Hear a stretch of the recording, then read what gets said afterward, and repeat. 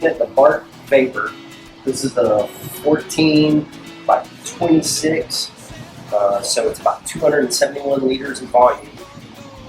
But it's another sort of more parallel rail, more parallel fan shape than the previous Dominator and the other Bark race boards. You notice right off the bat, sort of the first thing to catch your eyes, it's got more of the CT prone nose. So it really does well in chop. We paddled it the other day and got really surprised how fast it was going.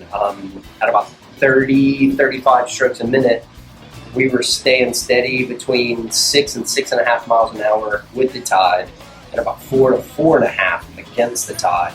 Again, at 30 to 35 strokes a minute. So that's pretty good speed.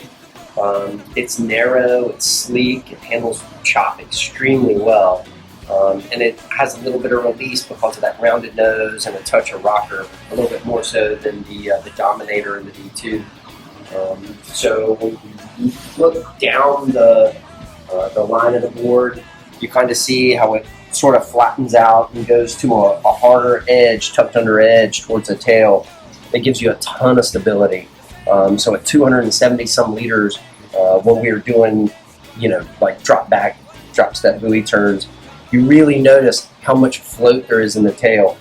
We haven't got to do a proper downwind run with it yet, but I feel like it would, having all that lift and that float in the tail would make it probably catch bumps really easy. So that's going to make it fast in races where there's conditions kind of like the graveyard.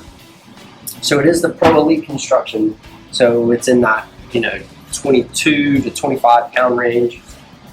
Again, you see how they've got the typical drop deck, the traditional bark handle. All in all, it's a super fun board.